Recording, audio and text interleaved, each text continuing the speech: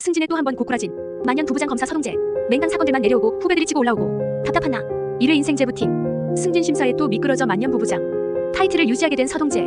연차는 차고 진급은 못하고 곧 있으면 검사장이랑 같은 연배가 될 판국에 동재는 속이 썩어간다. 베테랑 검사 지옥에서 살아 돌아오다. 그래도 한때 지옥에서 살아 돌아왔단 타이틀도 얻었던 그였기에 다시 심기일전했다. 하지만 실적을 쌓으려 해도 배당되는 사건은 맹탕같이 가벼운 것들 뿐이라 쉽지 않았는데, 그럼에도 동재는 비리검사란 과오를 씻어보고자 배당 사건들을 차근차근 해결해 나갔다. 그러던 중 교통사고로 도자기가 깨져 합의금으로 1억을 요구하는 사건을 마주하게 된다. 피해자는 비싼 도자기를 차에 싣고 가던 전기, 가해자는 어르신들을 위해 1,000원 밥상을 판매하는 행복식당의 사장 경악이었다. 동재는 경악이 배상을 하는 걸로 사건을 가볍게 마무리하려고 했지만 걸리는 게 있었다.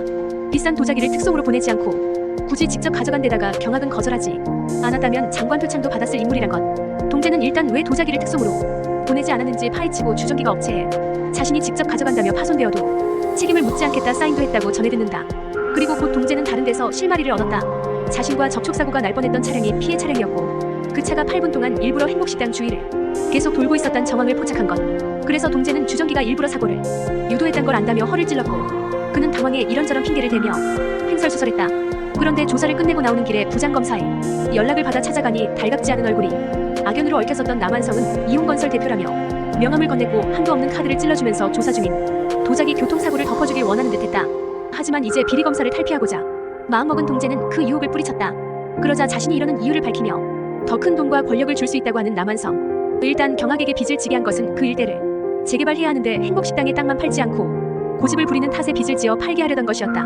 그러자 자신이 이러는 이유를 밝히며 더 큰 돈과 권력을 줄 수 있다고 하는 남한성. 일단 경악에게 빚을 지게 한 것은 그 일대를 재개발해야 하는데 행복식당의 땅만 팔지 않고 고집을 부리는 탓에 빚을 지어 팔게 하려던 것이었다.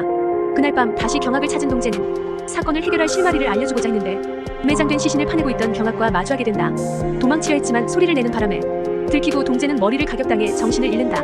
그리고 깨어보니 결박당해 있는 동재. 문제는 그게 아니라 눈앞에 경악이 자신을 죽이려는 듯 낫을 들고 있는 것이었다. 죽이지 않고도 되갚아줄 수 있는 방법이 있는데 사건 한번 제대로 파헤치려다 죽을 위기에 놓인 동재는 살기 위한 발버둥을 시작한다. 팔자 고치고 수십억 벌게 해드릴게. 통하지 않을 거라 생각했는데 속사포처럼 쏟아내며 설득하는 동재의 어라? 경악이 흔들리는 건가? 이 영상이 즐거우셨다면 구독과 좋아요로 다음 소식을 놓치지 마세요.